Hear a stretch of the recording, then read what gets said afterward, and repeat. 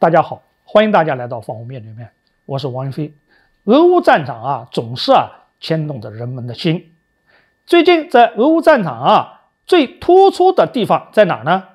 最突出的焦点在巴赫穆特。巴赫穆特最近的战况究竟如何呢？今天我们请羽田先生分析一下俄乌在巴赫穆特的攻防的态势究竟如何。俄罗斯呢，自从在9月份这个哈尔科夫那边他们叫大撤退其实是大溃败了。然后赫尔松这边呢，也是被打的退到了第聂伯河的这个左岸。那么这2次溃败呢，让俄罗斯这个军队呢，这个锐气就丧失了不少。从那之后呢，俄罗斯在南部和北部呢都处于防御的态势。但是俄罗斯呢也并不是一味的在退守他们在顿涅茨克地区呢还是有所反攻的。这个焦点呢就是您说的巴赫穆特。巴赫穆特这个位置呢，在顿巴斯地区呢还是比较重要的。那么在乌克兰丢失了利西昌斯克之后，巴赫穆特和塞弗尔斯克这么2个城市连成了一条线，那就成为他们阻挡俄罗斯攻打斯拉维扬斯克的一个第一项。从那之后，俄罗斯就在猛攻巴赫穆特。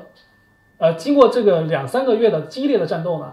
这个战斗呢甚至被西方媒体称为绞肉机。这个双方在这个方面投入了大量的兵力，而且呢死伤非常惨重。根据网上统计的消息呢，乌克兰方面大概有27个旅的番号出现在了巴赫穆特。俄罗斯呢虽然只有一个瓦格纳的雇佣兵集团，还有少量的这个 VDV 也是空降兵的一个部队，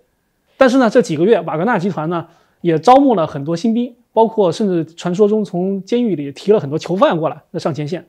而根据 CNN 的记者在前线医院的一个报道，乌克兰方面在他统计的这段时间内，每天都要死500人，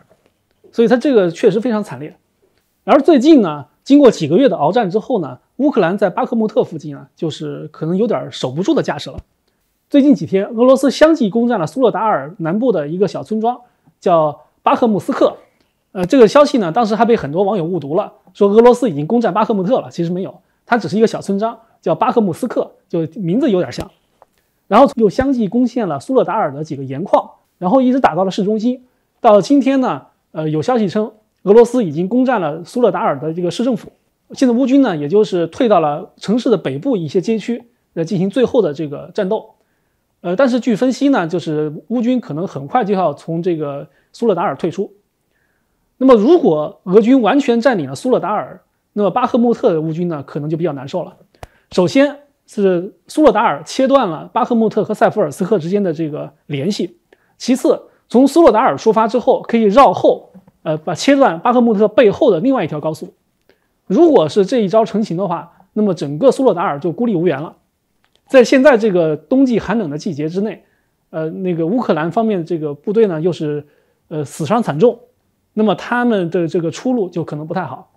这个是巴赫穆特现在的一个大概的局势。但是呢，我想说的是，目前俄罗斯虽然在这地方产生了突破，总体战略上呢，可能那个乌克兰依然是优于俄罗斯的。因为呢，乌克兰是从去年5月份就开始了全国总动员，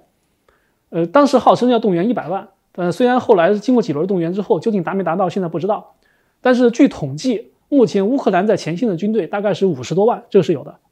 而俄罗斯是从9月底才宣布动员30万人，后来虽然又有所加码，但是那个可以说俄罗斯是从10月份才开始真正进入战时状态的。按照乌克兰现在从5月份一直到10月份这5个月的时间到6个月的时间，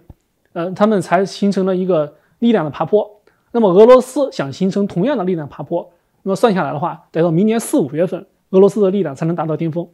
所以呢，这一段时间不论是在巴赫穆特的强攻吸引了乌克兰大量的兵力，还是用各种的远程导弹和小摩托去袭击乌克兰的这个基础设施，或者呢是普京那个放出风声说是要和谈等等，我认为俄罗斯现在还是在拖时间，要拖过2月份到3月份的这一段窗口期。而俄罗斯呢，现在通过局部的这种强攻，然后取得一定的突破，来吸引乌克兰的兵力，从而呢就是削弱乌克兰向其他方向进攻的能力。这个呢可能就是俄罗斯手中有攻，以攻代守的这么一个策略。但是总体来讲呢，俄罗斯还是处于一个力量的一个下风的。只有等到明年5月份左右，就是到春季初夏了，这个时间呢，俄罗斯的力量爬坡完成了之后，那个时候可能俄罗斯的反攻才会真正的到来。这就难怪为什么近期在巴赫穆特出现了交战，也难怪为什么在巴赫穆特这个地方谁也攻不了对方的防线。那么下一步战场形势将向哪个方向发展，我们拭目以待。好，今天这个话题我们就聊到这儿，欢迎大家继续关注方方面面面，下期我们再见。